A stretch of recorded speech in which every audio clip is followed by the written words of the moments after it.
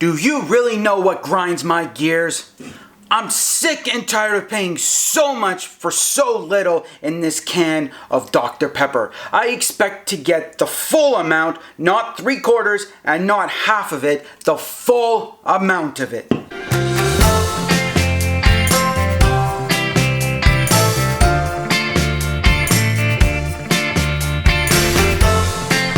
Welcome back to another episode of Cooking with Jay Simkowitz. Today, I am going to show you an amazing trick that Ben Glowa wants to see. He wants to know the proper way to pour soda pop into a cup. Okay, I'm going to show you the proper way. And you know, the factor is that a lot of people just do this. Okay, so first thing, we're going to open up our can, because you need a can of pop and a glass for this. So first thing, we're going to open up our can. Now you want to make sure that the fizz doesn't all explode on you. So that's the first thing. But now most people, when they are pouring a can of soda, this is what they're doing. They're just doing this. And what happens is, you're getting a lot of fizz at the bottom and not enough of your drink. That's not what you want. You want more fizz than anything else. So let's dump it out. So here is the proper way, literally, the proper way to pour soda in. First thing you need to do is make sure that your can is cold. If it's room temperature or too hot, it ain't gonna work. If it's hot, you shouldn't be drinking it. That is not good, because you're leaching stuff into your bottle. Now, if you have a plastic bottle like this one and you have your soda in there, you're gonna definitely be leaching in your plastic into your soda, your water, into your juice, whatever it is. You don't want that. You don't want a warm can of soda. You don't want a room temperature can of soda. You want it to be nice and cold. So I stuck this in the freezer for at least 45 minutes to an hour to make it nice and cold. Now, here's the proper way to literally, and I mean literally, pour a can of soda.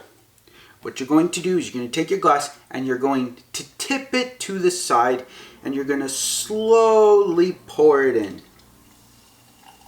See all that fizz? There's hardly any fizz, and you're getting most of your drink. And that's what you want. You want more of your drink and more of your drink, less foam, and you want to keep the carbonation in there because it tastes amazing when it is carbonated. That's a good can of Dr. Pepper. Well, in this case, a glass of Dr. Pepper. Man, that is good. But that is the proper way to enjoy a nice glass of soda that you have properly poured from the can into your glass, so that you don't have to worry about losing all your carbonation and getting mostly foam and not getting enough of your soda that you pay maybe $1 for, maybe $2, maybe $3, depending on where you go. Maybe you even pay like 50 cents for a can, but you want the full can, not half, not 3/4 of it, the full thing of it, because you're paying for it and you're worth the whole entire can. Now, I hope you enjoyed watching this video of how to properly pour a can of soda into a glass. If you enjoyed it, please hit that thumbs up. Also, subscribe below. Please do that. Subscribe below. Click that little subscribe button, because we just hit 4,000. And thank you so much for everyone who has made it possible to get to 4,000. Let's see where we can get next. Also, share this with your friends, family, and all your social medias. And don't forget to comment below if there's something you want me to do.